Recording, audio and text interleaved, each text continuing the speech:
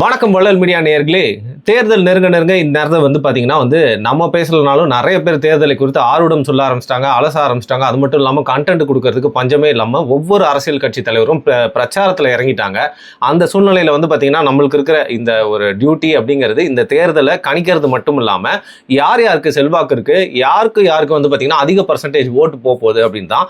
அப்படி இன்னைக்கு ஒரு சிறப்பான தலைப்பு அப்படின்னே சொல்லலாம். பல பேர் இந்த ஒரு தலைப்புக்காக அவளா காத்திருந்திருக்கலாம். பட் தேர்தல் வருது அப்படிங்கறனால இதை நம்ம பேசாம போக முடியாது. அப்படிப்பட்ட ஒரு தலைப்பை தேர்தலை பாரி அவர்களை பாராட்டி ஆரம்பிப்போம். வணக்கம். இல்லை, அது என்னன்னா அடிப்படையில் இன்னைக்கு ஏடிஎம்கே டிஎம்கே அப்படிங்கிற ஒரு பாயிண்ட் ஆஃப் வியூ, அடுத்த ஒரு point of view TVK and NTK. இது ஏன் இந்த டிவிகே அண்ட் என்டிகே ஒரு கேட்டகரிலையும் ஏடிஎம்கே அண்ட் டிஎம்கே ஒரு கேட்டகரிலையும் வருதுன்னா, ஏடிஎம்கே டிஎம்கே அஃப்கோர்ஸ் அவங்கக்கிட்ட ஒரு கட்டமைப்பு இருக்குது, பெரிய அளவு ஒரு இன்ஃப்ராஸ்ட்ரக்சர் இருக்குது, பெரிய அளவு பணத்தை வாரி இறைக்கக்கூடிய இடமும் அவங்களுக்கு இருக்குது. அது போக அவங்க கூட்டணி கட்சிகளோட பெரிய அளவு பலத்தோட களம் காணக்கூடிய ஒரு கட்டமைப்புகளாக இருக்கிறாங்க. இவங்க பெரிய அளவுக்கு ஒரு ஏடிஎம்கேவும் இந்த முறை ஒரு பெரிய மெகா கூட்டணி தான் ஃபார்ம் பண்ணியிருக்காங்க. டிஎம்கேவும் ஒரு பெரிய மெகா கூட்டணி, ஏடிஎம்கே விட டிஎம்கே இன்னும் பெரிய மெகா கூட்டணியை தான் ஃபார்ம் பண்ணியிருக்காங்க. ஸோ இது கூட்டணி கட்சிகளாக இவர்கள் களம் காண்கிறார்கள்.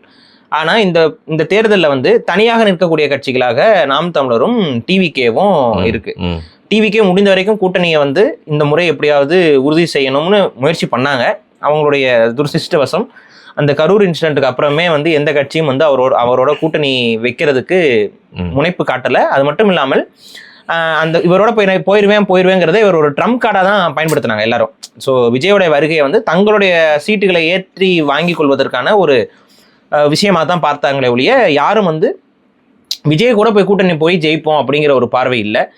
நான் உண்மையாகவே நம்பினது என்னன்னா, விஜய் அவர்கள் இந்த தேர்தலில் எல்லா தொகுதியிலையும் வேட்பாளரை நிப்பாட்டுவாராங்கிற ஒரு டவுட் எனக்கு இருந்துச்சு. உண்மையிலேயே டவுட் இருந்துச்சு. பட் எல்லாத்தையும் நிப்பாட்டியிருக்காரு. ஆனால் அந்த மாதிரி நிப்பாட்டியிருக்கக்கூடிய வேட்பாளர்கள் ஒரு சரியான நபர்களா, அவங்க கிட்ட ஏதாவது மாற்றத்திற்கான தோற்றம் தெரியுதா அப்படிலாம் பார்த்தோம்னா சுத்தமாக கிடையாது. காரணம் என்னென்னா, அதில் நிறைய பேர் பார்த்தீங்கன்னா வெளிப்படையாக டிஎம்கேலையும் ஏடிஎம்கேலையும் இந்த முறை சீட்டு இல்லைன்னு சொல்லி ஒதுக்கி விட்டவங்களில் ஒரு சிலர் அந்த அதிருப்தியில் இருப்பாங்கல்ல. அந்த அதிருப்தியில் இருந்தவங்க சில பேர் இந்த பக்கம் தாவி வந்திருக்கிறது நமக்கு அது ஒரு கிட்டத்தட்ட 10-15 பேர் அந்த மாதிரி கேட்டகரி. அது போக அரசியலில் போயிட்டு நம்ம ஒரு செட்டில் ஆயிடணும்னு நினைக்கக்கூடிய பிஹேவியர் கொண்ட மக்கள் கொஞ்சம் பேர் இருக்கிறாங்க. அவங்களும் ஒரு 10-15 பேர் சந்தர்ப்பவாதிகள். அந்த சந்தர்ப்பவாதிகளும் உள்ள இருக்கிறத நம்மளால பார்க்க முடிஞ்சது. இவங்களாலெல்லாம் மாற்றத்தை ஏற்படுத்த முடியுமா? இவங்களெல்லாம் தேர்வு பண்றது எந்த மாதிரியான மாற்றத்தை விரும்பக்கூடிய ஒரு கட்சி தேர்வு செய்யும் அப்படிங்கிறது தெரியல. ஆனால் நான் கணிச்சது ஒரு விதத்தில் உண்மை. போன வீடியோவில் நான் சொல்லியிருப்பேன், விஜய் அவர்கள் இந்த முறை வேட்பாளர்களை தேர்ந்தெடுக்கும் பொழுது அவங்க சும்மா அந்த ரசிகர் மன்ற தலைவருங்கிற அந்த தகுதி மட்டும் வச்சிருக்கவங்களெல்லாம் அவர் வேட்பாளராக கொண்டு எடுக்க மாட்டாரு அப்படின்னு நான் சொன்னேன். அப்படி கொண்டு வருவது தான் ஆக்சுவலாக ரசிகர் மன்ற தலைவர்களை உள்ள கொண்டு வருவது விஜய்க்கு உண்மையிலேயே பாசிட்டிவான ஒரு விஷயமா இருக்காதுங்கிறதையும் நான் சொல்லியிருந்தேன். அந்த அடிப்படையில் உண்மையாகவே கட்சிக்கு செலவு செய்யக்கூடிய ஆட்கள் யாருன்னு பார்த்து தான் அவங்க தேர்வு பண்ணியிருக்காங்க. ஏன்னா இப்போ அவங்க தேர்வு பண்ண எல்லாருமே, அது எல்லாரும் சொல்ல முடியாது, பெரும்பான்மையானவர்கள் ஒரு மோர் தென் 60 to 75% வேட்பாளர்கள் அவங்க தேர்வு பண்ணியிருக்கிறதுல கையில் கொஞ்சம் காசு இருக்காங்க, பணம் படைத்தவர்கள். அவங்களால ஒரு தேர்தலுக்கு குறைஞ்சபட்சம் ஒரு 20 லட்சம் 30 லட்சத்தை சர்வசாதாரணமாக செலவு செய்யக்கூடிய நபர்களை தான் இல்லைன்னா ஊடக பிரபலங்கள், ஆல்ரெடி மக்கள்கிட்ட கொஞ்சம் அறியப்பட்ட முகங்கள். ஃபார் எக்ஸாம்பிள் அவரோட நண்பராக இருக்கக்கூடிய அந்த நடிகர், பெரிய எல்லாம் அளவுக்குலாம் அவர் தெரியுமான்னு தெரியல, ஸ்ரீநாத். ஆனால் மக்களுக்கு அவர் ஒரு நடிகருங்கிற அளவுக்கு அவர் அறிமுகமானவர் தான். ஸோ இந்த மாதிரியான நபர்கள் இவங்க அவங்களுக்கான அரசியல் புரிதல் என்ன, அவங்களுக்கான அரசியல் தெளிவு என்னங்கள்லாம் நமக்கு ஒன்றும் புரியல. அவர் மேடையில் ஏற்றி இது பண்ண வேட்பாளர் போகும்போது அவர் முத்தம் கொடுத்துக்கிட்டே விசில் அடிச்சு இது பண்ணிட்டு இருக்கிறாப்புல. ஸோ அந்த மாதிரி ஒரு பெரிய அளவு அரசியல் ஈடுபாடும் அரசியல் புரிதலும் மற்ற நபர்கள் நிறைய பேர் அந்த வேட்பாளர் பட்டியலில் நம்ம பார்க்க நேர்ந்தது. எனக்கு என்ன வருத்தம்னா, இப்போ ராஜ்மோகன் அண்ணனை வேட்பாளராக அறிவிச்சிட்டாங்க. இனிமேல் யார் அந்த தொகுப்பாளர் வேலைலாம் பண்ணுவாங்க? அவரே தான் பண்ணுவார். அவரே பண்ணுவார். ஆமாம், இதுவும் அதுவும் எப்படிங்க பண்ண முடியும்? ரெண்டும் இப்போ சேர்த்து பண்ணி தானே ஆகணும். அப்புறம் என்னங்க பண்ணுறது? ஓகே. ஸோ அவர் கட்சியில் அவர் ரெண்டாவதும் ஒரு ஆல்ரவுண்டராக தான் அவர் செயல்பட்டு வராருன்னு நான் பார்க்குறேன். அதனால தான் இந்த கரூர் இன்சிடென்ட்டுக்கு அப்புறம் பார்த்தீங்கன்னா அவர் தலைமறைவானார் கொஞ்ச நாளைக்கு. நீங்கள் கவனிச்சிங்களா? ஏங்க அந்த மீம்லாம் நான் பார்த்து டென்ஷன் ஆகிட்டேங்க. இல்லை, ஆக்சுவலாக அவரை நம்மளை தூக்கிடுவாங்கன்னு அவர் நினைச்சிருக்காரு. அதனால கொஞ்ச நாளைக்கு அப்படியே அண்ணா அப்படிலாம் யாரும் நினைக்கலண்ணா நீங்க வெளில. அதுக்கப்புறம் காவல்துறையே ஃபோன் பண்ணி சொல்லியிருக்கும் போல, சார் உங்களை நாங்கள் தேடவே இல்லை, உண்மையிலேயே நீங்களே வெளியில வாங்க. இவன் எப்படி கண்டுபிடிச்சிங்க? எங்களுக்கு தெரியும் சார் நீங்க எங்க இருக்கீங்கன்னு. ஓ அப்படியா, சரி ஓகே வந்துருப்பாரு நினைக்கிறேன். வாழ்த்துக்கள். அவர் வந்து தனிப்பட்ட ரீதியாக அவர் நல்ல மனிதர் தான். அவர் அதில் நமக்கு எந்த ஒரு மாற்று கருத்தும் இல்லை. நமக்கு இந்த டிவிகேவுடைய கொள்கை கோட்பாட்டில் பெரிய அளவு உடன்பாடு இல்லை, அதையும் நம்ம பதிவு பண்ணுறோம். இப்போ இங்கே என்னன்னு பார்த்தீங்கன்னா, விஜய் அவர்கள் இந்த கட்சியுடைய எனக்கு வந்து உண்மையிலே சிரிப்பும் குபீர் சிரிப்பு வந்த மூமெண்ட் எப்போ தெரியுமா? ஜெகத் மிஸ்ராவா யாருங்க? ஜெகத் எதுவும் மிஸ்ராவோ ஏதோ ஒரு வடக்கத்திக்காரர்னு நீங்க நினைப்பீங்க, ஆனா அது கிடையாது. அவர் வந்து பாத்தீங்கன்னா ஒரு 24 மணி தெலுங்கு செட்டியார் சங்கத்துடைய ஒரு முக்கியமான செயல்பாட்டாளர். எந்த அளவுக்கு அவர் மிக முக்கியமான செயல்பாட்டாளர்னா, அவர் பேசியிருக்கிற ஒரு விஷயத்தை நான் போடுகிறேன், இதை நீங்கள் பார்த்து தெரிந்து கொள்ளுங்கள். ஒரு காணொளி, அது ஒரு பழைய அவரோட வரலாறு, எஸ்டிடி அதாவது ஹிஸ்டரி பாருங்க.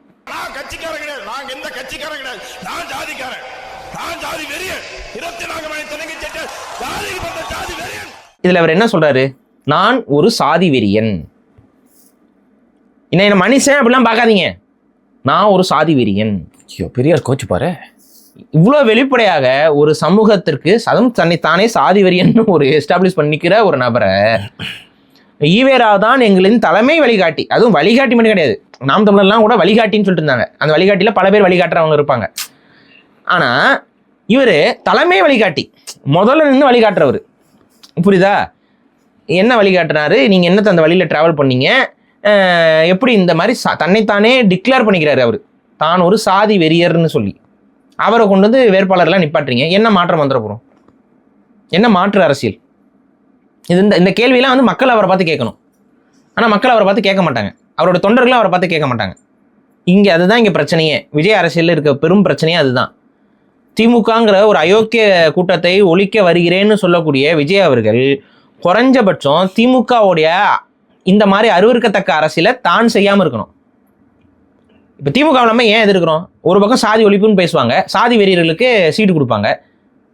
ஒரு பக்கம் அந்த கட்சியில் இருக்கக்கூடிய துணை முதல்வராக இருக்கக்கூடிய நபர் உதயநிதி ஸ்டாலின் அவர்கள் கட்சியில் இருக்கக்கூடிய சாதி அந்த சிக்கலை பற்றி பேசுவார். ஆனால் அந்த சாதி சிக்கல் அவரே தான் தொடரும். படத்துல தான் நடிப்பார் அவர். அந்த ஒரு வந்து மாமன்னன் அந்த மாதிரி ஒரு படத்தில் நடிச்சார்ல. அந்த படத்தில் நம்ம பார்க்கும்போது நமக்கு என்ன தோணும்? பரவாயில்லடா, தங்களுடைய டிஎம்கே கட்சிக்குள்ளே இருக்கக்கூடிய சாதி வெறியவே அவங்கள செல்ஃப் ட்ரோல் பண்ணி வீடியோ படம் எடுத்து நடிக்கிற அளவுக்கு அவருக்கு தைரியம் இருக்குது அப்படின்னு நம்ம பார்த்துக்கிட்டு இருப்போம். கடைசியில் பார்த்தா அதே கட்சியில் இப்போ வரைக்கும் நீங்கள் பார்த்தீங்கன்னா அந்த சாதிய படிநிலைகள், அந்த சாதிய தீண்டாமை இதெல்லாம் வந்து கட்சிக்குள்ளே நடைமுறையிலேயே தான் இருக்குது. அதிகமாக பாதிக்கப்பட்டது இந்த வாட்டி திருமாவளவன் தான். ஆமாம், திருமாவளவன் அவர்களுக்கு தான் வந்து இந்த முறை 2 டிஜிட்டில் எங்களுக்கு கொடுத்துருங்க, குறைஞ்சபட்சம் 10 கொடுங்க, இந்த 0 ஒரு டிஜிட்டாக நாங்கள் கன்சிடர் பண்ணுறோம்னா சொல்லி பார்த்துருக்காங்க. இல்லை முடியவே முடியாது, தர முடியாது, 8 தான்.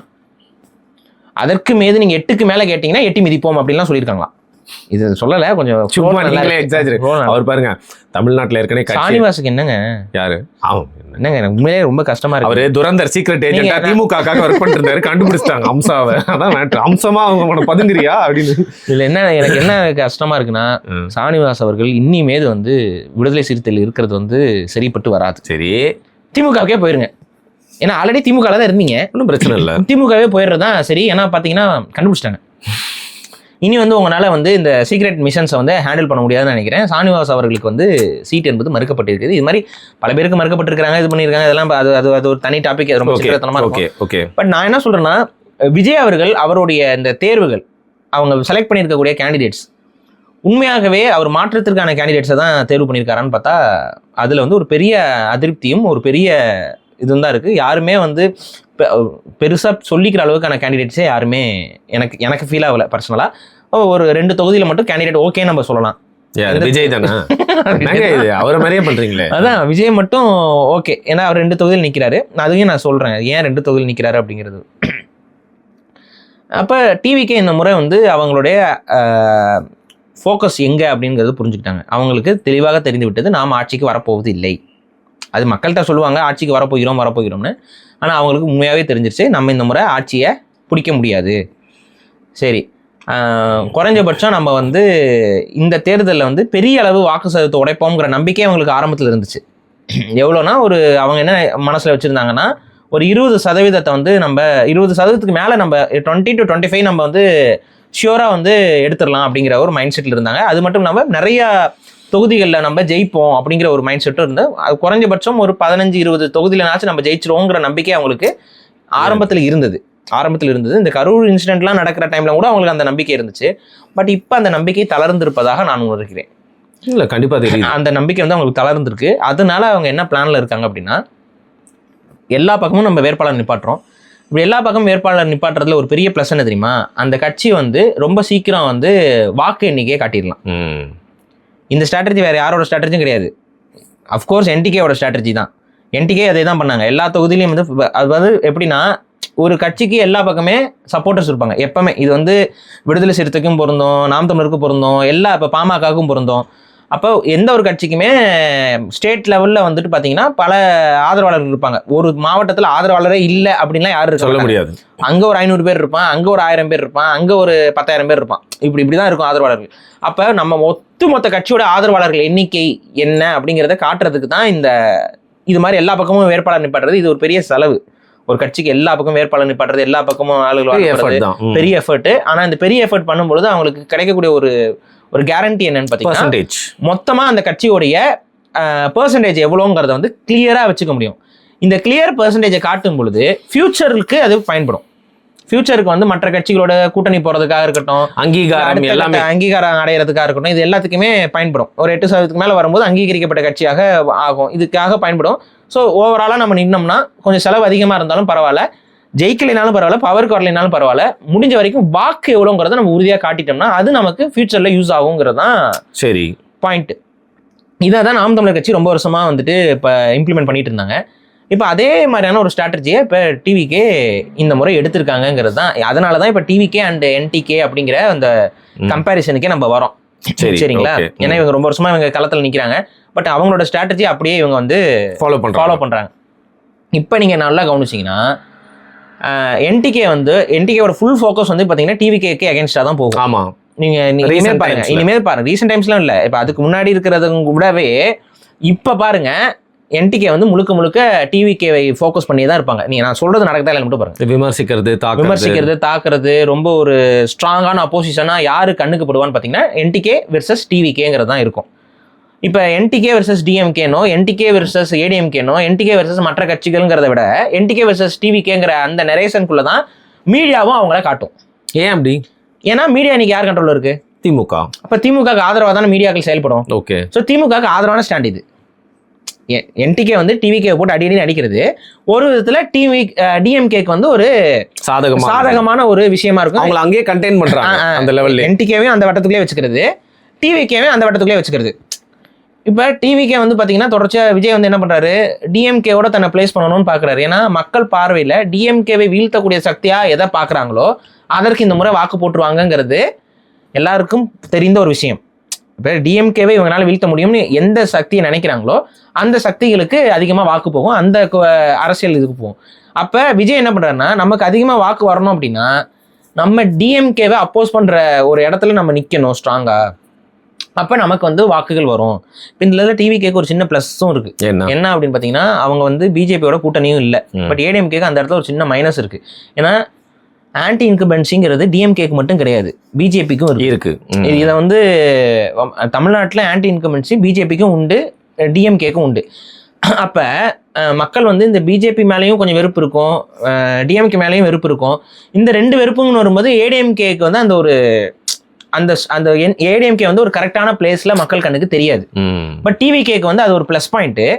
பட் விஜய் வந்து நிறைய இப்போ நடந்த சில நிகழ்வுகள், ரெண்டாவது தொடர்ச்சியாக வந்து ஆப்சன்ஸ் களத்தில் வந்து இல்லவே இல்லை சுத்தமாக.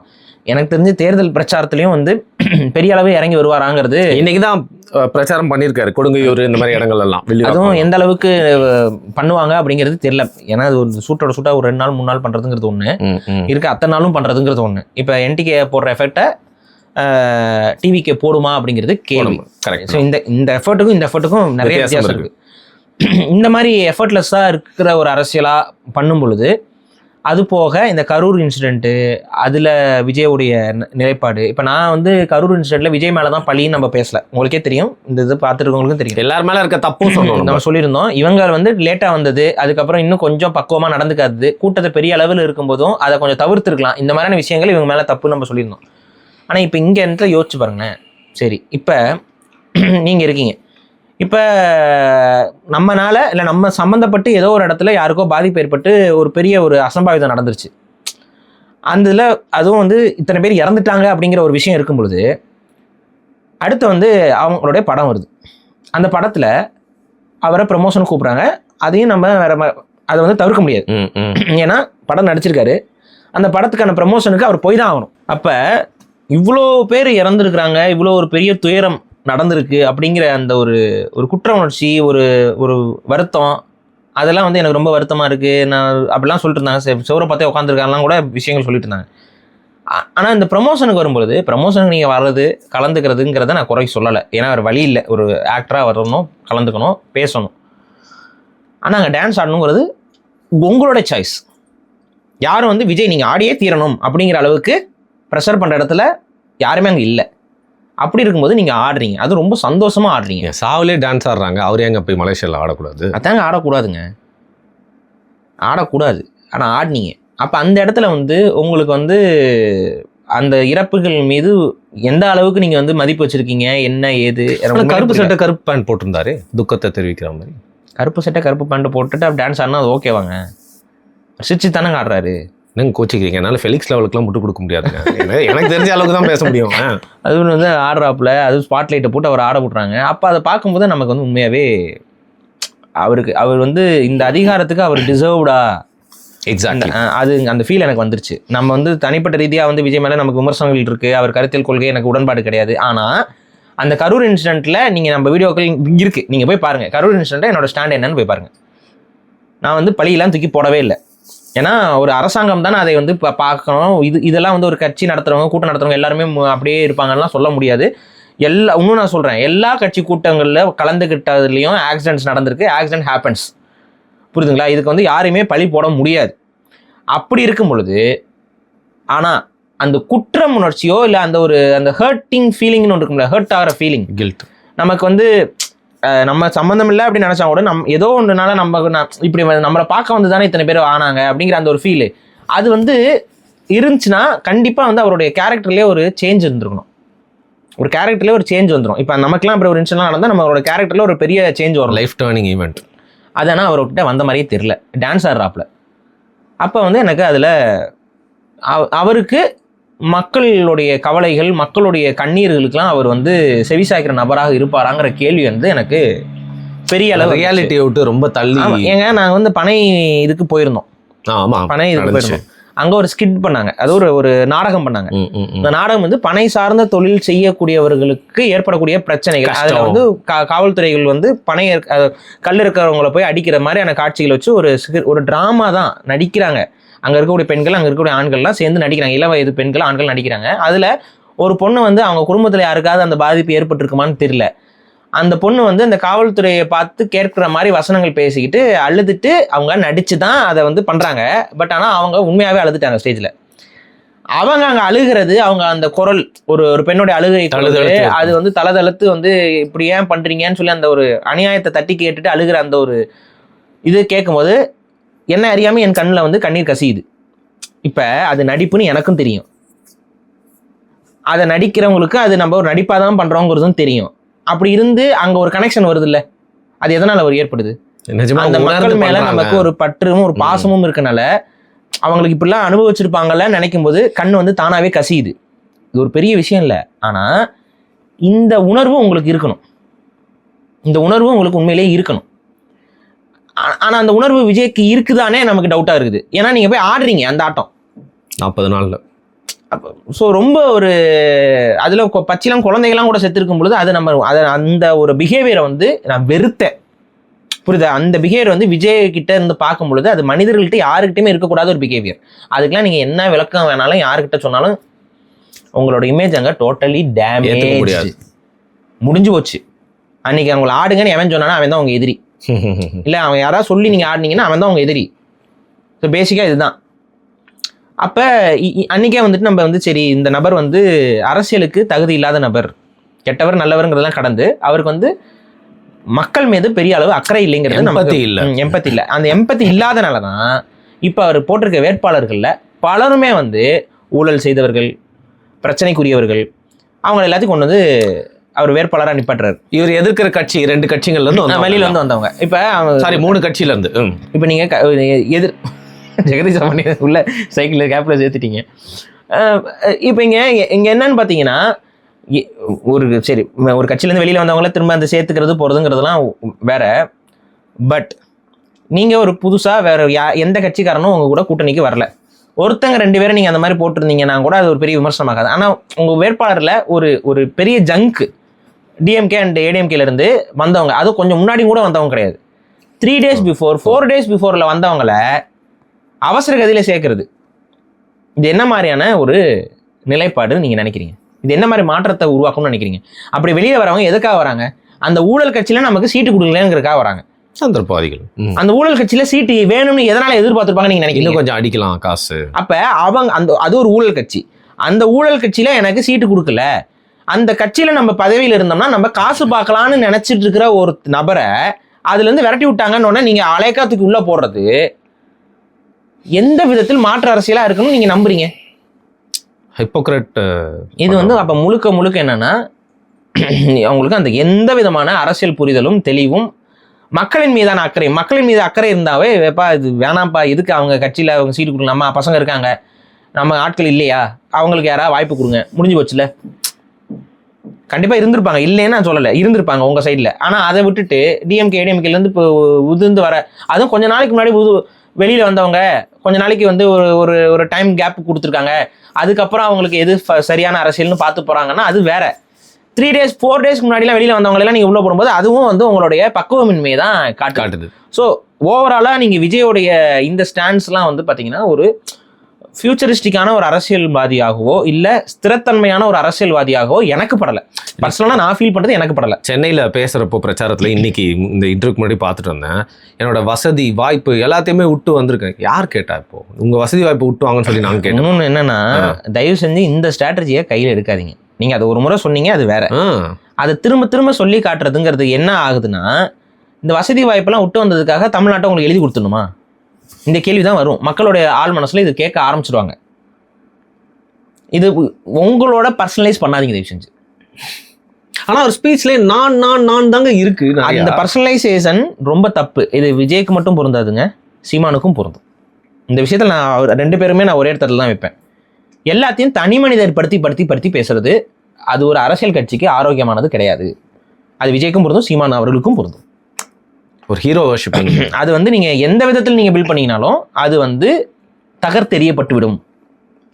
ஒரு இயக்கம்னா ஒரு இயக்கம் சார்ந்து செயல்படுங்க. எங்கள் இயக்கம், நம்பிக்கை, கொள்கை, எங்க மக்கள், நம் தமிழ்நாடு, நான் சொல்றத விட நாம்னு சொல்லுங்க. ஏன்னா தனியா யாராலையும் இங்க ஒண்ணுமே பண்ண முடியாது. ஏன் அப்படி பண்ற மாதிரி இருந்துச்சுன்னா எங்க தனியாளா நின்றுக்கிட்டு மட்டும் எல்லாமே பண்ணுங்க பார்ப்போம்? முடியாது, இது யாராலையும் முடியாது. அதனால வந்துட்டு இந்த நான்கிற அந்த பழக்கத்தை தயவு செஞ்சு விட்டு ஒழித்து, இது வந்து எல்லாருக்குமே, எல்லா அரசியல்வாதிகளுக்குமே நான் சொல்ற ஒரு விஷயம் என்னன்னா, இந்த நீங்க பேச ஆரம்பிச்சீங்கன்னா நாசமா போயிடுவீங்க.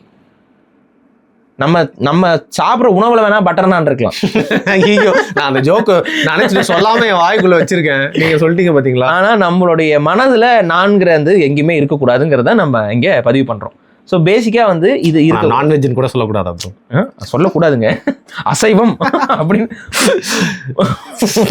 ஒன்று இதுதான் படுத்திக்கணும். அது தயவு செஞ்சு அரசியல்வாதிகள் இதை பண்ணுறது வந்து உண்மையிலேயே வந்து ரொம்ப இம்மச்சூரான ஒரு பிஹேவியர். அது வந்து ஒரு நார்சிஸ்டிக் கேரக்டராகவும் நான் அதை பார்க்குறேன். இல்லை தலைவரே, இப்போ இவரோட கட்சியோட தொண்டர்கிட்ட இருக்க பிரச்சனை என்னன்னு பார்த்தீங்கன்னா, இவரை ரொம்ப க்ளோரிஃபை பண்ணி இவர் ஏதாவது தவறு பண்ணால் கூட அதுக்கும் முட்டு கொடுக்குற லெவலில் இருக்காங்க. இவரும் நான் பேசி அது இன்னும் பூஸ்ட் தான் வந்து அது பண்ணீங்கன்னா உங்களுக்கு அங்கே டேமேஜ் ஆகும், உங்களோட இமேஜ் எல்லாமே உடஞ்சி போகும் ஒரு காலத்தில். இதுதான் உண்மை. நாம் அப்படிங்கிற அந்த தாட்டுக்கு வாங்கங்கிறேன். இதில் இன்னொன்று, இப்போ சமீபத்தில் சீமான் அவர்கள் மேடையில் பேசிகிட்டு இருக்காரு. அந்த மேடையில் பேசிகிட்டு இருக்கும்போது எவனோ ஒருத்தன் மியூசிக்கை போட்டுக்கிட்டு சைடில் ஒரு கத்தியை காமிச்சு வீடியோ போட்டான். பார்த்தீங்களா? அப்படியாங்க? அது நீங்கள் பார்க்கல. நான் ரத்த கொதிப்பே அதான் பார்த்துருக்கேன், ரொம்ப அவுடேட்டடாக இருக்கேன். அது வேற கணக்குங்க. இது என்னன்னா, சீமான் அவர்கள் ஏதோ ஒரு இடத்துல பிரச்சாரம் பண்ணிட்டு இருக்காரு, தெருவில் பிரச்சாரம் பண்ணிட்டு இருக்காரு, வண்டியில் இருக்காரு. இந்த பக்கம் வந்துட்டு இந்த கசாப்பு கடையில் இருக்க கத்தியை காமிச்சு ஒருத்தன் ரீல்ஸ் போட்டிருக்கான். திருப்பி அது ஜெயிலுக்கு போட்டாங்க அந்த பையனை. அப்போ புரிந்து கொள்ளுங்கள், இது விளையாட்டு இல்லை, அரசியல். டிவிக்கில் இன்னும் நிறைய பேர் விளையாட்டு குழந்தைகளாகவே இருக்கிறார்கள். அவங்களுக்கு இன்னும் அரசியல் புரியல. தேர்தல் முடிஞ்சு உங்களுக்கு அரசியல் புரியும். எங்க ஆதவர்ஜனாவை திட்டுறீங்க? தேர்தல் முடிஞ்சு அவங்களுக்கு அரசியல் புரியும். ஸோ இவ்வளோதான் நான் வந்து சொல்ல முடியும். காரணம் என்னன்னா, இன்னும் அவங்களுக்கு அந்த ஒரு பேசிக் சென்ஸ் இல்லை. ஸோ அதுக்காக வந்து விஜய் அவர்கள் வந்து இந்த இதில் இந்த டிவிக்கு இந்த முறை வந்து சுத்தமாக ஒன்றுமே வாங்காது, பர்சன்டேஜ் இருக்காலாம் நான் சொல்லலை. என்னுடைய கணிப்பு நான் சொன்னதுலேருந்து நான் பின்வாங்க போகிறதில்லை. 10லிருந்து ஒரு 13, 14 வரைக்குமே அவங்களுக்கு ஒரு பொட்டன்ஷியல் இருக்குது, அவங்க பிஹேவ் பண்ணுறதை பொறுத்து. ஸோ இதுதான் அவங்களுடைய ஓட் புல்லிங் கெப்பாசிட்டியாக இந்த முறை இருக்கும். அதாவது இன்னைக்கு பேசிட்டு இருக்கிற காலகட்டத்தில் எனக்கு தெரிஞ்சு மோஸ்ட்லி வந்து எலெக்ஷன்லேயும் வந்துட்டு நமக்கு இந்த 10% கிராஸ் பண்ணுற ஒரு கெப்பாசிட்டி வந்து டிவிகேக்கு இருக்குது. இந்த கெப்பாசிட்டி அவங்க எவ்வளோ கரெக்டாக பயன்படுத்த போகிறாங்க, எவ்வளோ கேவலமாக பயன்படுத்த போகிறாங்கிறதெல்லாம் வந்து களத்தில் தான் அடுத்து அவங்களோட பிஹேவியர்ஸில் தான் தெரிய வரும். மக்கள்கிட்ட அவங்க எவ்வளோ பேர் ரீச் அவுட் ஆகிறாங்கிறத பார்த்து தான் தெரிஞ்சுக்க முடியும். அப்போ இதில் வச்சு இவங்கனால ஃபியூச்சரிஸ்டிக்காக தான் ஏதாவது யோசிச்சு அரசியல் செய்ய முடியுமே ஒழிய அடுத்த எலெக்ஷனில் ஜெயிக்கிறதுக்கு ஒரு வாய்ப்பு கம்மி. சரி, இது வந்து நம்ம ரொம்ப நியாயமா கட்சியா நான் சொல்றோம். சரி, அதே மாதிரி கட்சியா வந்து என்டிகேவையும் நம்ம அனலைஸ் பண்ணிடுவோம். என்டிகே பொறுத்த வரைக்கும் சாரிங்க, நீங்க ஒன்று மறந்துட்டீங்க, அது மட்டும் சொல்லிடுறேன். அந்த பெரம்பூரும் திருச்சி மேட்டர் சொல்றேன். நீங்க அதாவது இப்ப டிவிகேங்கிறது ஒரு கட்சியை அனலைஸ் பண்ணிட்டோமா, அதே மாதிரி என்டிகேவை ஒரு கட்சியை அனலைஸ் பண்ணிடுவோம். Okay okay. அதுக்கப்புறம் கட்சி தலைவர்களை தனித்தனியா முடிச்சு விட்டுருவோம். அதை முடிச்சு விட்டு பேசி விட்டுருவோம். ரைட்டு. இங்க இப்ப பாத்தீங்கன்னா என்டிகேங்கிறது வந்து அது ஒரு நம்பிக்கையால் உருவாக்கப்பட்ட ஒரு கட்சி. டிவிகேங்கிறது ஒரு தனிநபரால் அவருடைய சிந்தனையிலிருந்து வந்த ஒரு கட்சி. ஆனா என்டிகே வந்து காலத்தால் உருவாக்கப்பட்ட ஒரு கட்சி.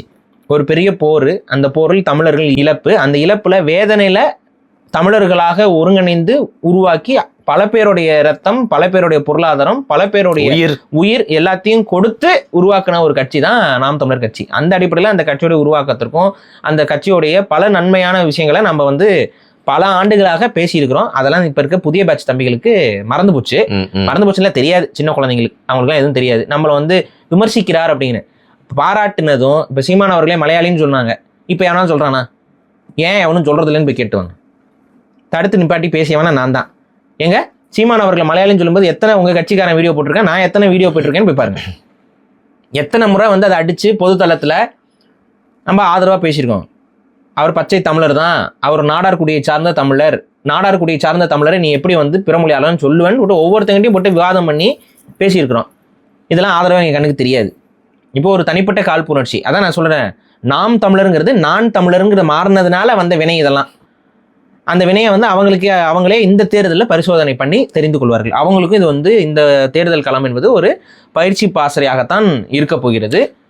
இல்லைங்க, எனக்கு என்னன்னா இந்த தேர்தல் காலத்தில் அவங்களோட ஒரு பெரிய சேலஞ்சா, அது நிறைய பேர் அஃபென்சிவாக எடுத்துக்கலாம்.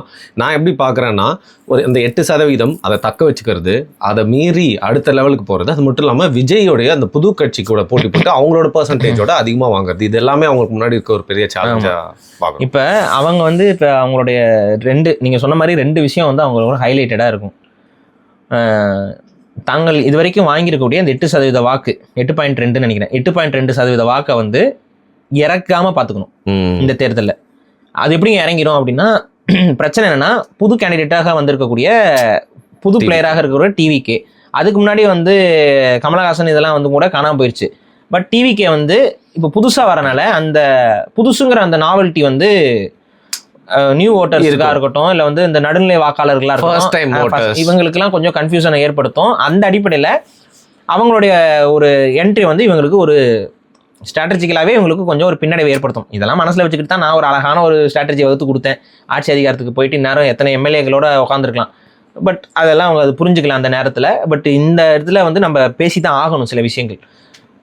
விஜய் அண்ட் என்டிகே மட்டும் ஒன்றா சேர்ந்து இருந்தா, அந்த அலைன்ஸ் சப்போஸ் ஏடிஎம்கேவோட சேர்ந்து இருந்துச்சுன்னா ஷியோர் வெற்றி இந்த தேர்தலில். என்னை பொறுத்த வரைக்கும் விஜயும் சீமானவர்களும் சேர்ந்திருந்தாலே வெற்றி அடையறதுக்கான வாய்ப்பு. விஜய் அவர் சீமான் அவர்கள் சேர்ந்திருந்தா கேண்டிடேட் ஜெயிச்சிருப்பாங்க.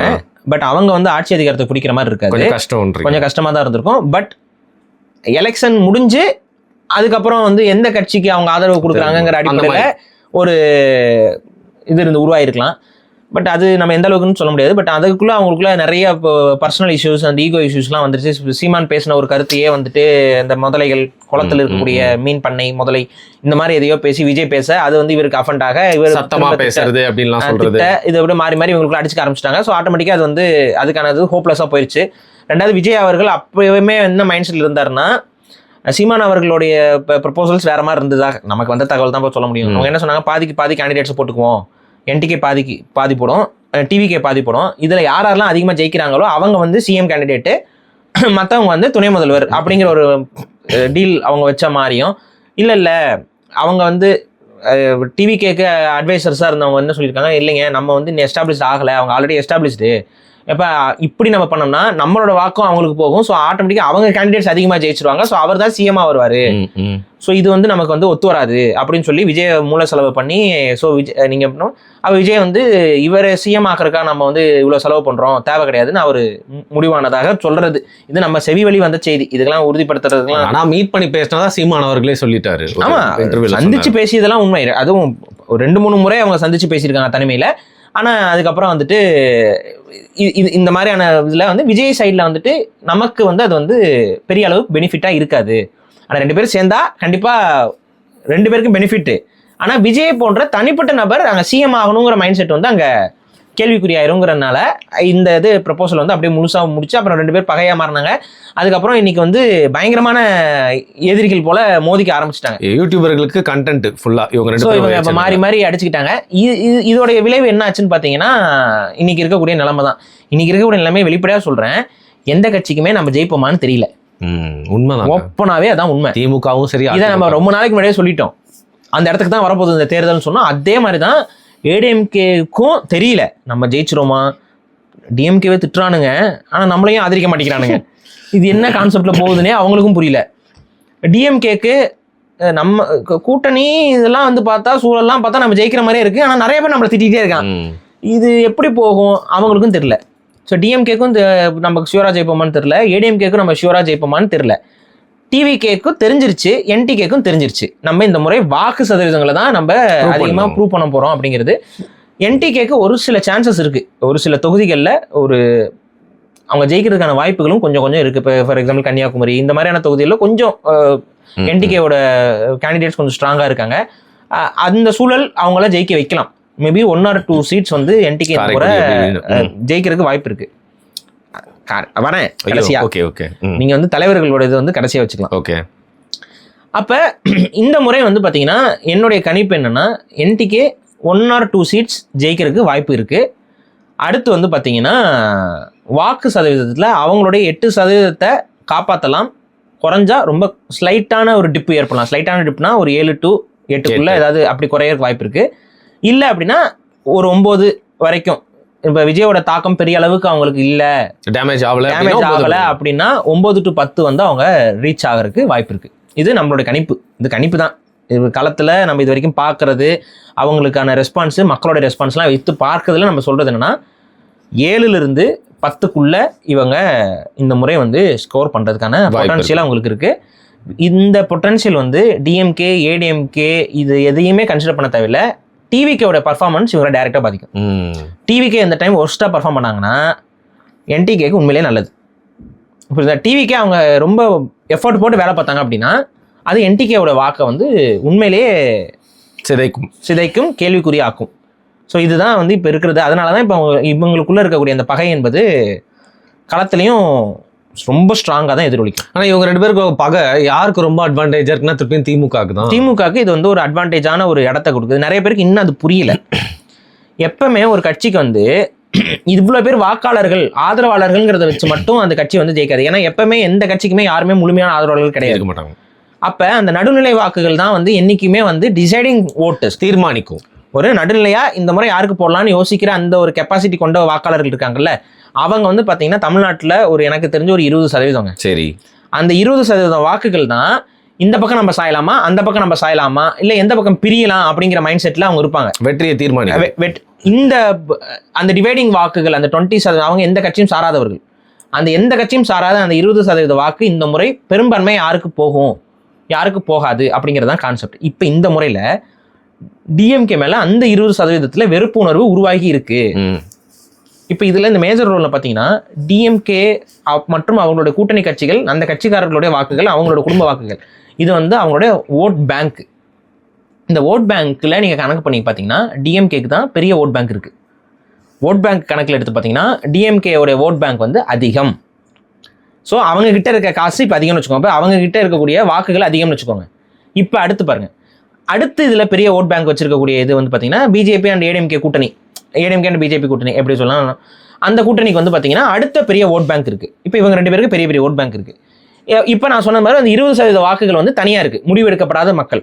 இப்போ 8% வாக்கு வங்கி வந்து என்டிகே வச்சிருக்கிறாங்க. அதில் அவங்களோட ஓட் பேங்க்னு அந்த 8% முழுசாக சொல்லிட முடியாது.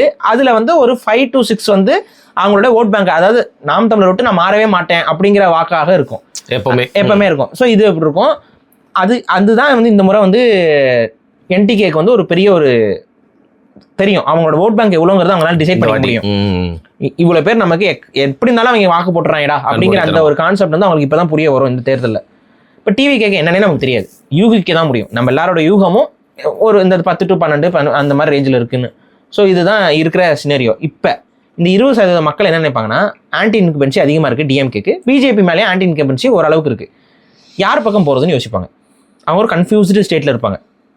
அவங்க சரி இந்த முறை டிஎம்கே, இது சட்டமன்ற தேர்தல்ங்கிறனால டிஎம்கே ஒழிப்போம். நாடாளுமன்ற தேர்தல்னு வரும்போது நீங்கள் பார்த்தாவே தெரியும், போன நாடாளுமன்ற தேர்தலில் டிஎம்கே வந்து ஸ்வைப் பண்ணாங்க. ஆமாம், அதுக்கு காரணம் என்ன, யாரோட ஆன்டி இன்கம்பன்சி? அது பிஜேபி, மோடி மேல இருக்க பிஜேபி மேல இருக்கக்கூடிய ஆன்டி இன்கம்பன்சி தான் அந்த டைம்ல டிஎம்கேவை பெரிய அளவு ஜெயிக்க வச்சது. திமுக அதை அறுவடை பண்ணிருச்சு. இப்போ இது சட்டமன்ற தேர்தல் போது நம்ம தமிழக மக்கள் எப்பவுமே நாடாளுமன்ற தேர்தலுக்கு ஒரு மாதிரி திங்க் பண்ணுவாங்க, சட்டமன்ற தேர்தலுக்கு ஒரு மாதிரி திங்க் பண்ணுவாங்க. இதுக்கு முன்னாடி நடந்த தேர்தல் எடுத்து பாத்தீங்கன்னா தெரியும் கேரக்டர். அப்ப அந்த விஷயத்தை வச்சு நம்ம பார்க்கும் பொழுது இது வந்து சட்டமன்ற தேர்தல்னு பார்ப்பாங்க. அப்ப டிஎம்கே வேண்டான்னு முடிவு பண்ற அத்தனை பேரும் டிஎம்கே வேண்டான்னு முடிவு எடுப்பாங்க. ஸோ அதனால ஏடிஎம்கேக்கு ஃபேவரா போகலான்னு நினைப்பாங்க. அதுல இந்த 20% ஒரு ஜங்க் வந்து ஏடிஎம்கே பக்கம் திரும்பும், கரெக்டா? ஆனா ஏடிஎம்கே பக்கம் மட்டும் திரும்ப மாட்டாங்க. இப்ப என்னன்னா டிஎம்கேக்கு அகைன்ஸ்டா இருக்க அடுத்த கட்சிகள் என்னன்னு பாத்தீங்கன்னா என்டிகே, அப்புறம் டிவிகே. ஏன்னா டிவிகே வந்து தன்னை வந்து அதிகமா வந்து டிஎம்கே எதிர்க்கிற மாதிரி காமிக்கிறதுனால சரி இந்த முறை வந்து ஏடிஎம்கே பக்கம் போனா, ரெண்டாவது பிஜேபியும் உள்ள இல்ல, நம்ம ஏன் டிவிகேக்கு போக கூடாது அப்படின்னு ஒரு ஜங்க் வந்து டிவிகே பக்கமும் சொருகும். இன்னொருத்தவங்க வந்து இல்லப்பா இவங்க எல்லாருமே ஒரே மாதிரி இருக்காங்க, நம்ம புதுசா தமிழ் தேசிய கொள்கைக்கு நம்ம போவோம் அப்படிங்கிற ஒரு இது எதிர்ப்பு அப்படியே வந்து நாம் தமிழருக்கு வரும். இப்போ இங்க என்ன பிளஸ் ஆகுது டிஎம்கேக்குன்னா, தன்னை எதிர்க்கக்கூடிய வாக்குகள், தன் மீது அதிருப்தி அடைந்த வாக்குகள் ஏடிஎம்கேக்கே முழுசா போயிருச்சுன்னா டிஎம்கே மண்ணை கவிரும். உண்மைதான். ஆனா அப்படி அது போகாது. இந்த முறை அது பிரிஞ்சு போகுது. அப்படி பிரிஞ்சு போகும்பொழுது டிஎம்கேக்கு தங்களை பாதுகாத்திருக்கிறதுக்கு ஒரு வாய்ப்பு என்பது உருவாகுது. ஏன்னா கன்சாலிடேட்டடா ஆல்ரெடி அவங்களுக்கு ஓட் பேங்க் இருக்கு. டிஎம்கேவோட ஓட் பேங்கை ஏடிஎம்கேவாலையும் சதிக்க முடியாது, என்டிகேவாலையும் சதிக்க முடியாது. புரியுதுங்களா? இப்போ ஒருத்தன் உடன்பிறப்பா இருக்கான், அவனை போய் நீங்க மாத்த முடியுமா? இல்ல, முடியாது. மாத்த முடியாது. உடன்பிறப்பா இருக்கிறவன் மண்டை மழுங்கி மூளை குழம்பி இல்ல இருக்காது அதெல்லாம். சரி விடுங்க, அந்த இடத்துல ஒரு ஹாலோ இருக்கும், ஸோ ஒரு ஓட்டை இருக்கும். அந்த ஓட்ட மண்டக்காரனை நீங்க போய் என்ன சரி செய்ய முடியும்? ஒன்றும் செய்ய முடியாது. அவன் என்ன கடைசியில பேசினாலும் கலைஞர் கருணாநிதி வாழ்கண்டு போவான் அவன், அவ்வளோதான். இதுதான் அவனோட மைண்ட் செட்டு. ஸோ இந்த மாதிரி மைண்ட் செட்டில் இருக்கிறவனுங்கள தான் அந்த வாக்கு வங்கின்னு சொல்லக்கூடியது ஓட் பேங்க். அதுக்கு காரணம் நிறையா இருக்கும். அவங்களால பலன் அடைஞ்சவங்க இருப்பாங்க, அவங்கனால அரசு வேலையை அடைஞ்சவங்க இருப்பாங்க. இது மாதிரிலாம் இருக்கு. குடும்ப பரம்பரையா திமுக, அந்த மாதிரி திமுக இந்த மாதிரி குரூப்லாம் இருக்கு. திமுக குடும்பத்தில் பொண்ணு கொடுத்தவன், பொண்ணு எடுத்தவன், இப்படிலாம் அலைவாங்க. ஸோ இந்த மாதிரியான இந்த வாக்கு வங்கி வச்சிருக்கனால டிஎம்கே கிட்ட தான் பெரிய வாக்கு வங்கி இருக்கு. ரெண்டாவது, இப்போ ஏடிஎம்கேட வாக்கு வங்கியை கணக்கு எடுத்து பாருங்க. ஏடிஎம்கே வாக்கு வங்கியும் ஏடிஎம்கேவுடைய கொஞ்சம் ஸ்திரத்தன்மை கொஞ்சம் உடஞ்சு போனதுனால இப்போ சசிகலா அவங்க தனியாக நிற்கிறாங்க. இப்போ அவங்க கொஞ்சம் கல்லர் வாக்குகளை கொஞ்சம் பிச்சுக்குவாங்க. இப்போ வேற வந்து பார்த்தீங்கன்னா பாமகவுக்கு வன்னியர் வாக்கு வங்கி இருக்குது. ஆனால் பாமகவில் ராமதாஸ் ஒரு பக்கம் நிற்கிறாரு, அன்புமணி ஒரு பக்கம் நிற்கிறாரு. இதில் வந்து அந்த வாக்கு வங்கியில் கொஞ்சம் அதில் கொஞ்சம் பிச்சுக்கிட்டு போகும். ஸோ இந்த மாதிரி பிச்சுக்கிட்டு போகிற பாயிண்ட்ஸ் வந்து கொஞ்சம் இருக்கனால ஏடிஎம்கேக்கு இது வந்து ஒரு ஷியூரான ஒரு பிளேஸில் வந்து ஏடிஎம்கே உண்மையாகவே அவங்க வந்து இந்த முறை கன்ஃபார்மாக ஜெயிச்சிரும்டா அப்படிங்கிற அந்த ஒரு நிம்மதி பெருமூச்சும் ஏடிஎம்கேனால இந்த முறை விட முடியல. ஒரு டஃப் ஃபைட்டாக தான் இது இருக்க போகுது. இப்போ மக்கள் நம்ம என்ன புரிஞ்சுக்கணும்னா, இந்த வாக்குகள் உடையுது பாருங்க. இந்த உடைஞ்சு டிவிகேக்கு போகிறது, இந்த உடஞ்சி என்டிகேக்கு போகும்பொழுது என்ன ஆகுதுன்னா, இது தெரிந்தோ தெரியாமலோ டிஎம்கேக்கு ஒரு ஃபேவரபுளான ஒரு விஷயத்தை வந்து இங்கே ஏற்படுத்திடுது. அவங்க அடுத்த முறை வந்து நம்ம ஜெயிச்சிருவோம் அப்படிங்கிற ஒரு ஹோப் வந்து அவங்களுக்கு இங்க கிரியேட் ஆயிருக்கு. ஹோப்பே இல்லாம ஹோப் வந்திருக்கு. இந்த கேம்ல தான் அவங்க விளையாடிட்டு இருக்காங்க. So, அவங்களுக்கு இதுதான் இன்னைக்கு இருக்கக்கூடிய நிலைமை. இப்ப மக்களுடைய முடிவு என்னங்கிறத நம்ம தேர்தல் முடிச்சுதான் நம்ம பார்க்க முடியும். ஸோ இதுதான் இந்த கட்சிகளுடைய இருக்கக்கூடிய இந்த பிரச்சனை. இதுல நாம் தமிழர் கட்சியை பொறுத்த வரைக்கும் அவங்க கிட்ட ஒரு கொள்கை இருக்கு. அந்த கொள்கையில நமக்கு சில கேள்விகள் இருக்கு, முரண்கள் இருக்கு. அதுக்குள்ள இப்ப இன்னைக்கு இருக்கக்கூடிய சில இந்த புது பேட்ச் பசங்க எல்லாம் வந்துட்டு அவங்க தமிழ் தேசிய சிந்தனை கொண்டவங்களா தாங்கிறதெல்லாம் நமக்கு நிறைய டவுட்ஸ்லாம் இருக்கு. பட் ஓவரால் அப்படி பார்க்கும்பொழுது இங்க பேசின எல்லா கட்சிகளோடையும் ஃபார் மோர் பெட்டரான ஒரு கொள்கையை கொண்டதுதான் நாம் தமிழர். ஓகே, கொள்கை ரீதியாக, கோட்பாடு ரீதியாக மற்ற கட்சிகளை விட இன்னைக்கு இங்க அவங்க தேர்தல் வரைவுகளை நீங்க எடுத்து கம்பேர் பண்ணி பாத்தீங்கன்னாலுமே இவங்களுடைய வெற்று ப்ராமிசஸ், அதாவது இந்த மற்ற கட்சிகளுடைய வெற்று ப்ராமிசஸோட நீங்க கம்பேர் பண்ணி போகும்போது என்டிகேக்கு வந்து ஒரு விஷன் இருக்கிறது நமக்கு தெரியும். ஃபியூச்சரிஸ்டிக்கா இருக்கும். ஓரளவுக்கு வந்து பரவாயில்ல அப்படிங்கிற அந்த ஒரு இடத்துல தான் அவங்க என்னைக்குமே இருந்திருக்காங்க. அதுல எல்லாம் நமக்கு எந்த மாற்று கருத்தும் கிடையாது. பட் ஆனா இந்த முறை தெரிந்தோ தெரியாமலோ என்டிகேவுடைய இந்த தனிப்பட்ட ஸ்டாண்ட் என்பது தேர்தலில் வந்து டிஎம்கேக்கு கொஞ்சம் ஒரு அந்த ஒரு சொல்றேன் அவங்களுக்கான நிம்மதி பெருமிச்சை எட்ஜை கொடுத்துருச்சு. இதுக்கு வந்து இவங்களை குறை சொல்லவும் முடியாது. இவங்க என்ன சொல்றாங்க, ஏடிஎம்கேவோட நம்ம ஒருபோதும் நிற்க முடியாது, அது வந்து எங்களுக்கு களங்கத்தை ஏற்படுத்திடும். ஸோ ஓகே, இந்த முறை களங்கமும் ஏற்படாது. இந்த முறை வந்து ஆட்சி அதிகாரமும் நாம் தமிழருக்கு வருமாங்கிறது தெரியாது. ஆனால் இந்த முறை அவங்க வாக்கு சதவீதத்தை வந்து தக்க வச்சுக்கிறதுக்கான வாய்ப்பு இருக்கு. அதை வந்து அவங்க வாக்கு சதவீதத்தை தக்க வைக்கக்கூடிய அரசியலும் அதுல இருந்து கொஞ்சம் அதிகமாக நம்ம வாக்குகளை உயர்த்தி காட்ட முடியுமாங்கிற அந்த அரசியல் தான் அவங்க இப்போ பண்ண போறாங்க. ஸோ இதுதான் வந்து கட்சியாக டிவிகேவோட பிளேஸ், என்டிகேவோட பிளேஸ். அது போக அப்புறம் கொஞ்சம் ஏடிஎம்கே டிஎம்கே நம்ம சொல்லிட்டோம் ஸ்டாண்ட்ஸ். இது இப்போ தலைவர்கள்ட்ட வந்துடும். இப்போ எடுத்துக்காட்டுக்கு விஜய் அவர்கள் இந்த முறை கட்டாயம் ஜெயிக்கணும்னு முடிவு பண்றாரு. எப்படியாவது உள்ள போயிடணும், எப்படியாவது நம்ம எம்எல்ஏவா ஆயிரணும். நம்ம ஆகலை அப்படின்னா கட்சி அவ்வளோதான், இதோட முடிஞ்சிடும், பொட்டி கட்ட வேண்டியதான். அப்போ இந்த முறை நம்ம வாக்கு உடைப்போம். அது மட்டும் இல்லாமல் நம்ம அதிகாரத்துக்குள்ளே போயிடணுங்கிறதுல அவர் தெளிவாக இருக்கார்.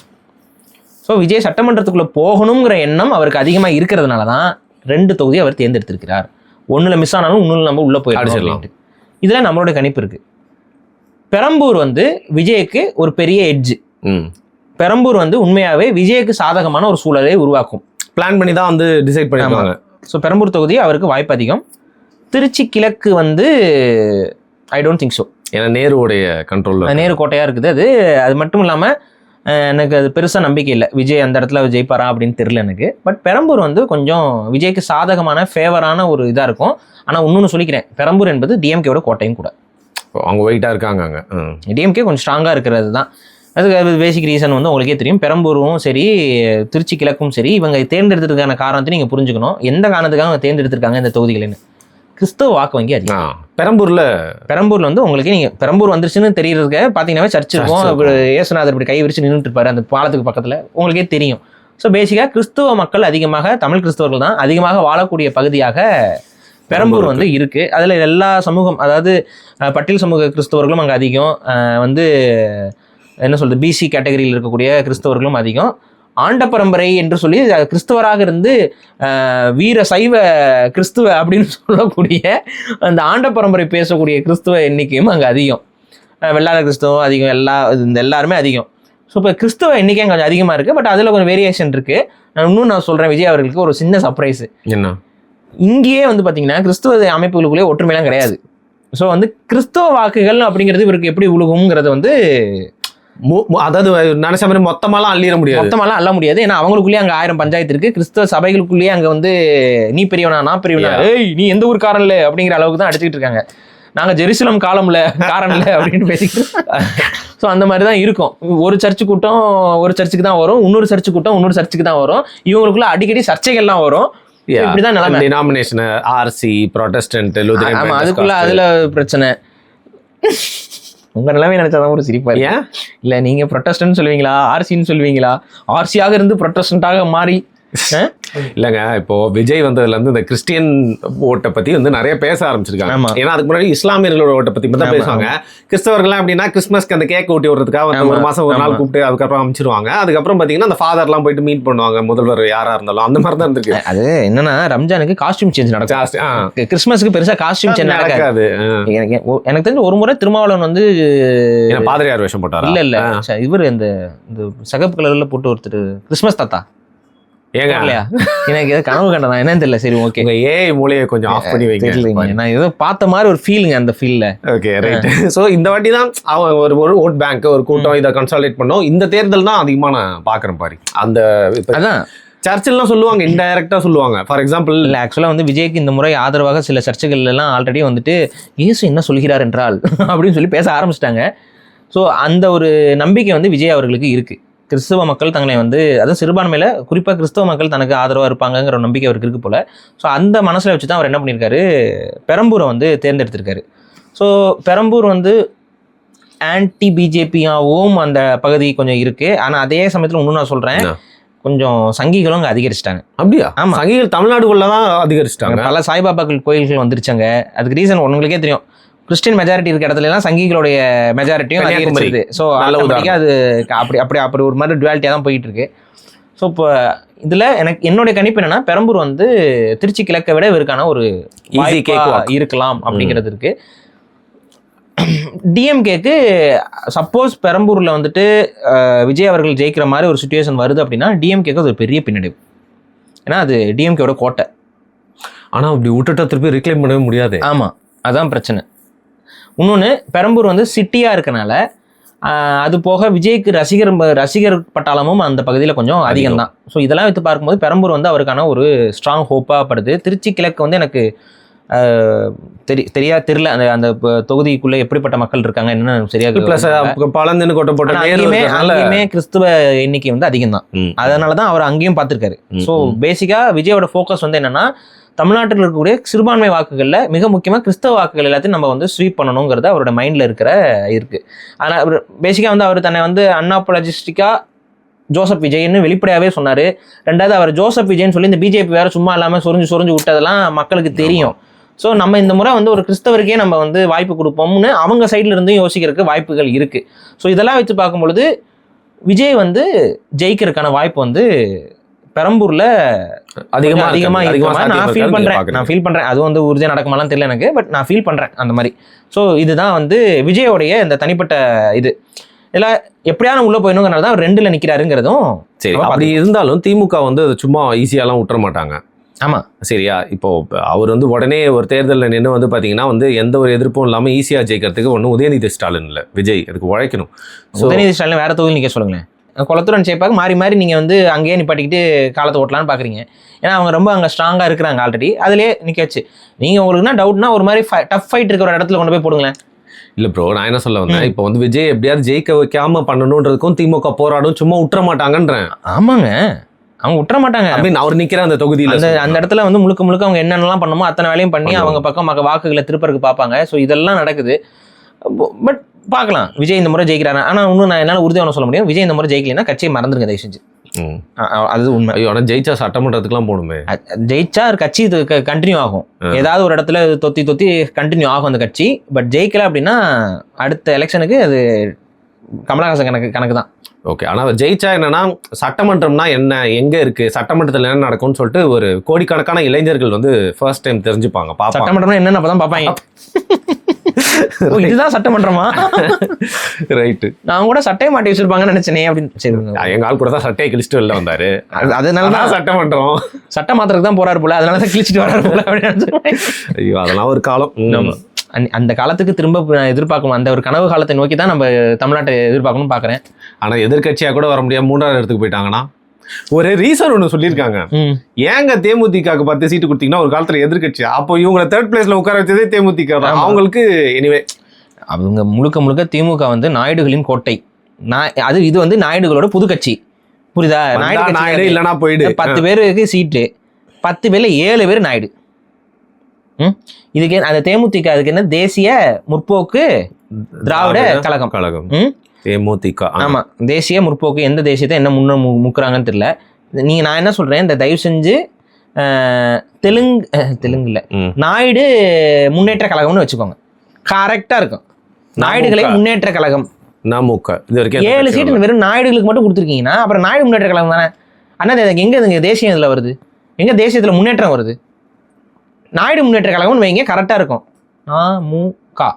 நாமுக ஒரு டிஃபெண்டரா இருக்கணும்னு பாக்குறேன், முடியல. நமுக்கான்னு பேர் வச்சீங்கன்னா நல்லா இருக்கு. நாமுக நல்ல நல்ல பேருங்க. நாக்கமுக்கா மாதிரியா? நல்ல வேலை சசிகலா கட்சி பேர் கேட்கல, நீங்க அப்படியே வேலையை விட்டே ஓடி இருப்பேன் நான். என்ன பேரு?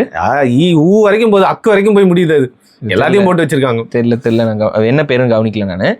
ஸோ இதுதான் இன்னைக்கு இருக்கக்கூடிய நிலைமை.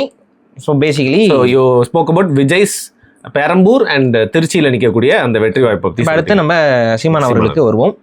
சீமான் அவர்களுக்கு வந்து இந்த முறை ஒரே பிளஸ் வந்து ஒரே பிளஸ் அவங்களுக்கு என்னன்னா, போன முறை காரைக்குடியில் நாம் தமிழர் வந்து அங்கே ஸ்ட்ராங்கா இருந்தாங்க.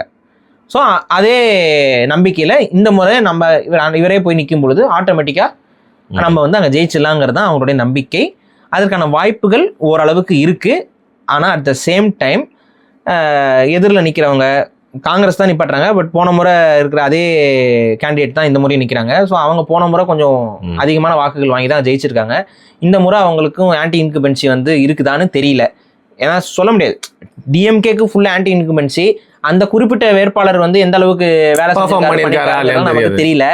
ஸோ அது ஒரு ஃபேக்டர் இருக்குது. இன்னொன்று எப்படின்னா, ஆளுங்கட்சியாக இருக்கிறவங்கலாம் இருக்கும்போது அவங்க அந்த பிரச்சாரத்துக்கு ஆயிரக்கணக்கான பிரச்சனைகளை கொடுப்பாங்க, உங்களுக்கே அது நல்லா தெரியும். ஸோ இந்த ஒரு விஷயம் இருக்குது. அது போக டிவிகேவோட கேண்டிடேட்டும் வந்து பார்த்தீங்கன்னா அங்கே ரொம்ப வருஷமாக வேலை பார்த்துக்கிட்டு இருக்கிற ஒரு ஆளாக தான் இருக்கிறாப்புல இப்போ. ஆனால் அவர் ஒரு கேம் வச்சுருந்தாருங்க. அவர் என்ன பண்ணியிருந்தாரு, அவர் டாக்டர் தானே, டென்டிஸ்ட்னு நினைக்கிறேன், டென்டிஸ்ட். அவர் என்ன பிளான்ல இருந்தாருன்னா, காங்கிரஸும் டிவிகேவும் கூட்டணி ஆயிரும். ஆல்ரெடி அங்கே காங்கிரஸ் எம்எல்ஏ தான் இருக்கிறாங்க, சிட்டிங் எம்எல்ஏ. ஆனால் காங்கிரஸ் கூட்டணி போயிடுச்சுன்னா நமக்கு காங்கிரஸும் உள்ள வரணும், காங்கிரஸ் வாக்குகளும் நமக்கு உள்ள வரணும், டிவிகே வாக்குகளும் வந்தால் நம்ம இங்கே கன்ஃபார்மாக ஜெயிச்சிடலாம் அப்படிங்கிறது அவரோட பிளான். அதனால தான் அவருடைய கிளினிக்கை வந்து ஓப்பன் பண்ணியிருக்காரு, ஒரு ஹாஸ்பிட்டல் ஓப்பன் பண்ணியிருக்காரு. அந்த ஹாஸ்பிட்டல் யாரை வச்சு ஓப்பன் பண்ணுறாருன்னா, இந்த ப. சிதம்பரம் இவங்களெல்லாம் கூப்பிட்டு, கார்த்திக் சிதம்பரம் இவங்களெல்லாம் கூப்பிட்டு ஓப்பன் பண்ணியிருக்காரு. காங்கிரஸ் கட்சிக்காரங்களை கூப்பிட்டு ஓப்பன் பண்ணுறாரு. காரணம் என்ன, அவர் மனசில் என்ன பிளான் இருந்தாருன்னா, எப்படியும் விஜய் கூட வந்து காங்கிரஸ் வந்து கூட்டணி வரும். ஸோ இப்போவே நம்ம ஒரு ஃப்ரெண்டாக வச்சுட்டோம்னா நம்ம தான் இங்கே கேண்டிடேட்டாக வருவோம். ஆட்டோமேட்டிக்காக காங்கிரஸுக்கு வேண்டப்பட்ட மாதிரி போயிட்டா, இந்த எம்எல்ஏ இந்த முறை வேணாங்க, எங்களுக்கு வாய்ப்பு கொடுங்கன்னு சொல்லி அந்த இடத்துல தொகுதியை வந்து கேட்டு வாங்கிக்கலாம் அப்படின்னு பிளான் பண்ணி ஆரம்பத்திலே பல்ல பிடுங்கிருக்காரு. கடைசியில் அவரோட பல்ல சேர்த்து ஏமாற்றம், பல்ல பிடுங்கி ஒன்றும் இல்லைப்பா கூட்டணியும் கிடையாது, நீ தனியாக தான் நிற்கணும்ட்டாங்க.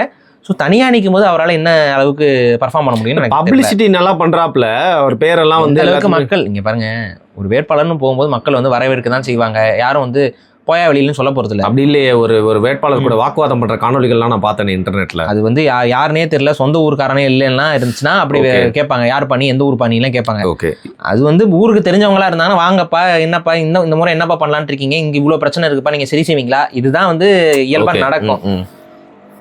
இதுல வந்து என்னன்னா, இந்த நபர், குறிப்பிட்ட நபர், இந்த டாக்டராக இருக்கக்கூடிய நபர் வந்து காரைக்குடியில் ஒரு ரொம்ப கிரவுண்ட் ஒர்க்லாம் பண்ணிட்டு தான் இருக்கிறாரு. ஆனால் எந்த அளவுக்கு அவர் நம்பிக்கையை வாங்கியிருப்பாருன்னு நமக்கு தெரியல. ஆனால் அவரும் வந்துட்டு சும்மான ஆள் இல்லை, அவர் சமூகம் சார்ந்த கட்டமைப்பை வந்து அவர் அப்படி வராப்புல. எப்படி இருந்தாலும் அப்படிலாம் வரணும். அரசியலில் இப்போ மக்களுக்கு வந்து இன்னும் புரிதல்லாம் கிடையாது. ஸோ ஆட்டோமேட்டிக்காக சமூகம் சார்ந்த வாக்குகள் இது எல்லாத்தையும் அவங்க கன்சல்டேட் பண்ணணும். அந்த அடிப்படையில் அங்கே இருக்கக்கூடிய ஒரு பெரும்பான்மை சாதிக்கு வேண்டப்பட்ட ஒரு சமூக, அதாவது அந்த சமூகத்தை சார்ந்தவராக இருக்காரு. ஸோ அதை வந்து ஒரு சமூக அரசியலையும் அவர் வந்து அங்கே திரும்ப வந்து இம்ப்ளிமெண்ட் தான். புதிய மாற்றம் பாருங்க, டிவிக்கோட மாற்றம் எல்லாமே அப்படிதான் இருக்குது. இல்லை அப்படியே அப்படியே டிஎம்கே தான் அவங்களும் பண்றாங்க கிரவுண்ட்ல. ஸோ ஆட்டோமேட்டிக்கா சாதிய சாயல்ல அவங்க வந்து கொஞ்சம் ஆட்டோமேட்டிக்கா நமக்கு இந்த வாக்குகள்லாம் வந்துருங்கிறது அவருடைய கணிப்பா இருக்கு. அதுக்கு அடுத்து வந்து செட்டியார் சமூகம் அங்கே கொஞ்சம் ஸ்ட்ராங்கா இருக்காங்க. ஸோ செட்டியார்களோட வாக்குகள் வந்து காங்கிரஸுக்கு போயிட்டு இருக்கு. அங்க ரெண்டாவது செட்டியார்கள் வந்து பெரும்பான்மையானவர்கள் காங்கிரஸ்காரர்களாகவே இருக்கிறாங்க. ஸோ இப்படி இருக்கு. இந்த நேரத்தில் சீமான் அவர்கள் அங்கே போயிட்டு தமிழர்களாக வாருங்கள்னு கூப்பிடுறாரு. இதுதான் இங்க இருக்கக்கூடிய விஷயம். ஆனா காரைக்குடி தொகுதியில முன்னாடியே நாம் தமிழர் வந்து நல்லா சைன் பண்ணிருக்குங்கிறதுனால இப்ப ஸ்டார் கேண்டிடேட்டாக இருக்கக்கூடிய சீமான் அவர்களே அங்க போறாருங்கிறதுனால சீமான் அவர்கள் ஜெயிப்பதற்கான வாய்ப்புகள் வந்து இருக்கு, நிறையவே இருக்கு. புரியுதுங்களா? ஸோ இங்க என்ன அப்படின்னா, விஜய் வந்து பெரம்பூர்ல ஜெயிப்பதற்கான வாய்ப்புகள் இருக்கு, சீமான் அவர்கள் வந்து காரைக்குடியில் ஜெயிப்பதற்கான வாய்ப்புகள் இருக்கு. நம்ம என்னன்னா, இவங்க ரெண்டு பேருமே உள்ள போனா கூட ஒரு செலிபிரிட்டி எதிர்கட்சி போல செயல்படுவாங்க. இவர் ஒரு பக்கம், ஆனா இவர் போகணும், விஜய் அவர்கள் போகணும் சட்டமன்றத்துக்கு. இவராட்டே உட்காந்துட்டு இருந்துட்டு எனக்கு என்ன ஆசைனா, ரெண்டு பேருக்கும் பக்கத்துல சீட்டு கொடுத்து ஒன்னா உட்காருங்க அப்படின்னு சொல்லணும். உட்காந்தா நல்லா இருக்கும்ல பாக்குறதுக்கு. கண்டிப்பா சீமான் அவர்கள் பத்தி உங்களுக்கு நல்லாவே தெரியும். அவர் வந்து உடனே கட்டி பிடிச்சிட்டு இருப்பாரு. இப்போ அப்போ என்னன்னா தம்பிமார்களுக்குலாம் அப்படியே கடுப்பாக இருக்கும். ஏன்னா இது தெரியாமல் நம்ம கத்தி கரெக்டாக வார்த்தை பேசிட்டோம், இவரோட கட்டி பிடிச்சிட்டு உட்காந்துருக்காரு, ஏன் தம்பின்றவர் அவர் அடுத்த நிமிஷம் மாற்றி பேசிட்டு. ஸோ இது நடக்க தான் போகுது. அப்படி 2 பேரும் உள்ளே போனாங்கன்னா அப்புறம் நீங்கள் நினைக்கிறீங்க என்ன நடக்கும்னு? இப்போ 2 பேரும் உள்ளே போகிறாங்க, என்ன பண்ணிக்குவாங்க? சண்டை போட்டுக்குவாங்கன்னு நினைக்கிறீங்களா? கட்டி பிடிச்சிக்க போகிறாங்க. அப்படி கட்டி பிடிக்கும் போது இங்கே உட்காந்து இந்த இன்டர்நெட்டில் களம் காண்றாங்களே ஒரு குரூப்பு, அவங்க தான் என்ன ஆக போகிறாங்கன்னு தெரில. அப்போ அவங்க தான் வந்து நட்டாத்தில் விடப்படுவாங்க. இதுதான் உண்மை.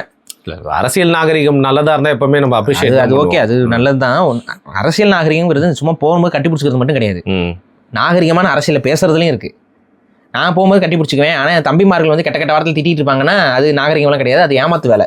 ஓகே. ஸோ நம்ம எப்படி நடந்துக்கிறோமோ அதே மாதிரி தம்பிகளும் நடந்துக்க வைக்கிறது தான் ஒரு சரியான அரசியலுங்கிறது நம்ம சொல்லிட்டு போயிடுறோம். ஸோ இந்த இதில் வந்துட்டு ஒரு ஒரு சாமானிய மக்கள் பார்வையிலிருந்து விஜய் அண்ட் சீமான் அவர்களுடைய அரசியல் வெற்றிகளும் அவங்களோட பயணமும் எவ்வாறு இருக்குங்கிறத ஒரு கம்பேரிசன் பண்ணியிருக்கோம். இது ஏன் நாங்கள் கம்பேர் பண்ணதுக்கு இன்னொரு மிக முக்கியமான காரணம் இருக்கு. ஏன்னா இதை தான் நீங்கள் பார்ப்பீங்க. கடைசியில் சொல்லிட்டீங்க. அப்புறம் வேற என்ன, அதுதான் பார்ப்பாங்க. ஏன்னா இது இந்த ஃபயர் ஓடிக்கிட்டு இருக்குல்ல இணையதளம் முழுக்க. ஸோ ஆட்டோமேட்டிக்காக இது வந்து ஒரு சரி எல்லாரும் பார்க்கக்கூடிய ஒரு காணொலியாக தான் இது. சரி, எனக்கு இப்போ இன்னொரு தலைப்பு இருக்கு. அப்போ அதை நீங்க பண்ண மாட்டீங்க போல இருக்கு. என்ன தலைப்புங்க? திமுகவோட தேர்தல் அறிக்கை வந்திருக்கு, வாங்க படிச்சு பார்த்துட்டு எத்தனை இலவசமா நம்ம இந்த தேர்தல் அறிக்கை விஷயங்களை வந்து ஒரு தேர்தல் கட்சியை நம்ம ரோஸ் பண்ணோம்னா எல்லாத்தையும் பண்ண வேண்டியது இருக்கு நமக்கு. ஓகே, அப்போ வாங்க எல்லாத்தையும் பண்ணுவோம். எல்லாத்தையும் பண்ணி விட்டு நேர் விருப்பம் நம்ம பிடிஎஃப்லாம் கொஞ்சம் டவுன்லோட் பண்ணி வைங்க, படிச்சுட்டு. சரி, இல்ல நல்ல பண்ணி தான் ஆகணும் பாரு. ஏதாவது ஒரு நல்லது இருந்தா அதையும் சொல்லணும், தப்பு அதையும் சொல்லணும். ஸோ மக்கள் எப்படி ஒரு அறிக்கையை பார்க்கணுன்றது புரிஞ்சு. இப்போ நம்ம வந்து அதை ஒரு செக்மெண்ட்டை பண்ணிடுவோமா? அதாவது ஒவ்வொரு கட்சியோடைய தேர்தல் அறிக்கைகளையும் வந்து ஒவ்வொரு வீடியோவா நம்ம. அப்ப நம்ம என்ன சொல்றோம், மக்கள் வந்து ரொம்ப ஆசைப்படுறதுனால ஒவ்வொரு நாளும் தொடர்ந்து வீடியோ வந்தா நல்லா இருக்கும். ஸோ தேர்தலுங்கிறனால கொஞ்சம் பார்த்து பண்ணுங்க. ஒவ்வொரு நாளும் நான் தொடர்ந்து வருவதற்கு நான் தயாராக இருக்கிறேன். அந்த பக்கம் கேமராவை திருப்பிக் கொள்ளுங்க. அவர் தான் வந்து பக்கம் திருப்பிக்கோங்க, கீழே மட்டும் திருப்பிடாதீங்க. அவ்வளோ தப்பா அவசரம் போட்டு உட்காந்துருக்காங்க, வேற ஒன்றும் இல்லைங்க. என்ன ப்ரோ இப்படி சொல்லிட்டீங்க? சரி, ஓகே, ரைட்டு. என்ன சைஸ்னு அவங்களே இமேஜின் பண்ணிப்பாங்க ப்ரோ. நல்லா பெரிய ட்ரௌசர் தாங்க போட்டிருக்கேன். சரி, இல்லை எதுவும் ட்ரை பண்ண வேணாம். ரைட் ப்ரோ, முடிச்சுக்கலாம் ப்ளீஸ். ஓகே, நன்றி, வணக்கம். நன்றி.